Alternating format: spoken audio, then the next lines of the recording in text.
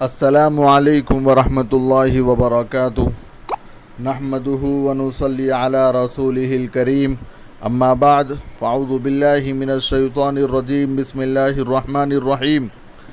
یا ایہا الذین آمنوا کتب علیکم الصیام کما کتب علی الذین من قبلکم لعلکم تتقون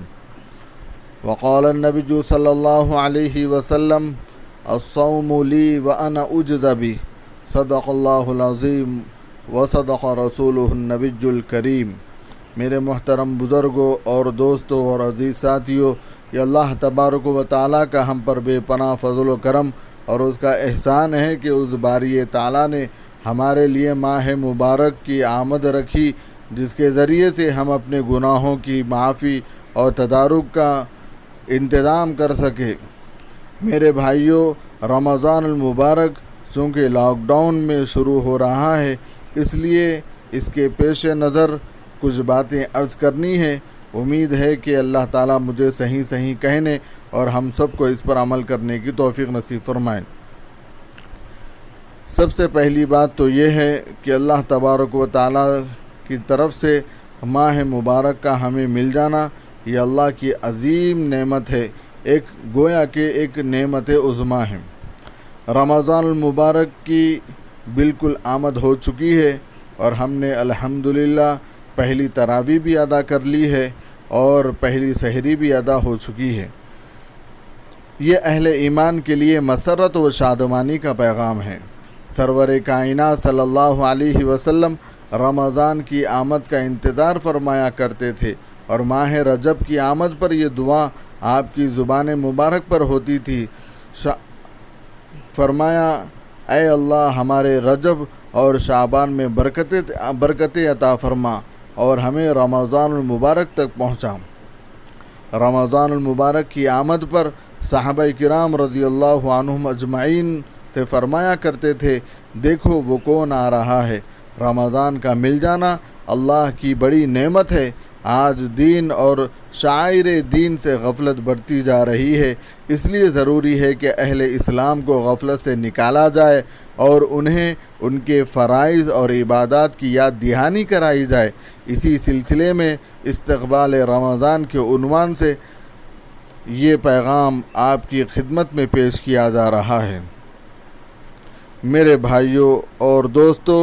اللہ تبارک و تعالیٰ کی طرف سے یہ رمضان المبارک کا مہینہ ہمارے لیے ایک نعمت عظمیٰ ہے۔ یہ اجر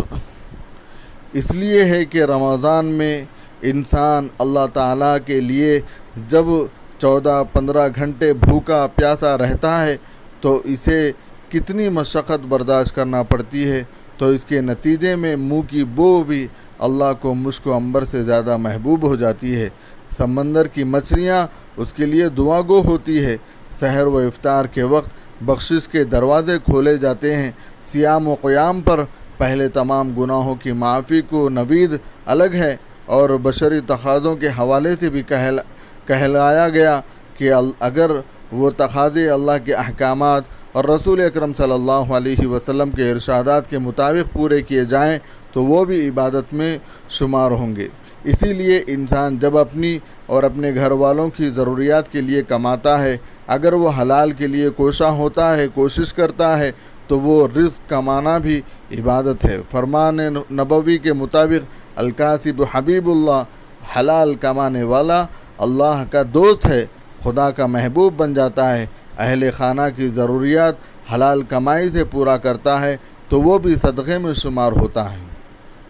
رشتے ناطے نبھانے پر بھی اسے جنت کا مستحق ٹھہرایا گیا، مگر انسان کے مزاج میں عجلت ہے اور جلدی ہے اور اس لیے وہ صرف جسمانی تقاضوں تک خود کو محدود کر لیتا ہے، حالانکہ روح کے بغیر اس کی کوئی حیثیت نہیں۔ عام دنوں میں 5 نمازیں باجماعت ادا کرنی اس پر آشوب دور میں مشکل ہو گئی ہے۔ تلاوت قرآن سے تو غفلت ہے ہی۔ اللہ نے روح کی بالیدگی اور اس کی غذا کے لیے رمضان المبارک عطا فرمایا تاکہ بھوکا پیاسا رہ کر خواہشات نفسانی پر قابو پائے اور قرآن کریم کی تلاوت اور ذکر و اذکار کی غذا روح کو مہیا کر کے اپنے مقصد تخلیق سے کمزور رابطے کو مضبوط بنائے۔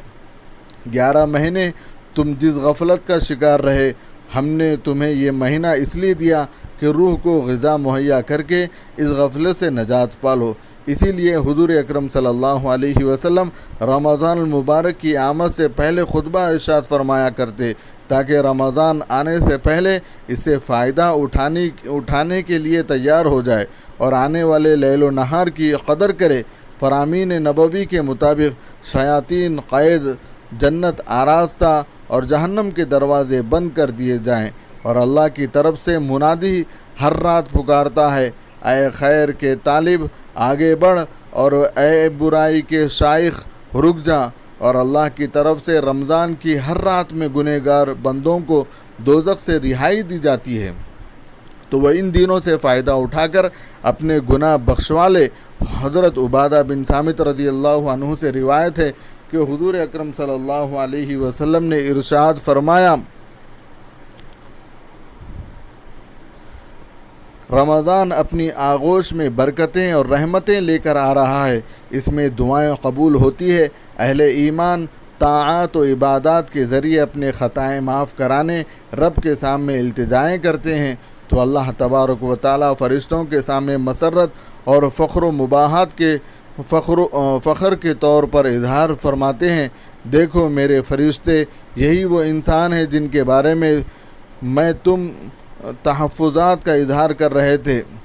یہ وہ انسان ہے جس کے بارے میں تم تحفظات کا اظہار کر رہے تھے۔ اس ماہ مبارک میں مومن کے رزق میں اضافے کا اللہ کی طرف سے وعدہ ہے، تو ضروری ہے کہ ہم اس ماہ میں اپنی سرگرمیوں کو محدود کر کے اللہ کو راضی کرنے میں عجلت کریں۔ کسی روزے دار کو افطار کرانا، جہاں گناہوں کی مغفرت اور جہنم سے آزادی کا وعدہ ہے، وہاں روزے دار کے ثواب میں کمی کیے بغیر اس کے برابر ثواب کی خوشخبری بھی ہے۔ یہ یہاں تک فرمایا کہ لسی یا پانی کے ایک گھونٹ سے بھی روزہ افطار کرانے پر اجر عظیم ہے۔ اس ماہ میں جہاں ہم حلال چیزوں کے کمانے پینے میں رکتے ہیں،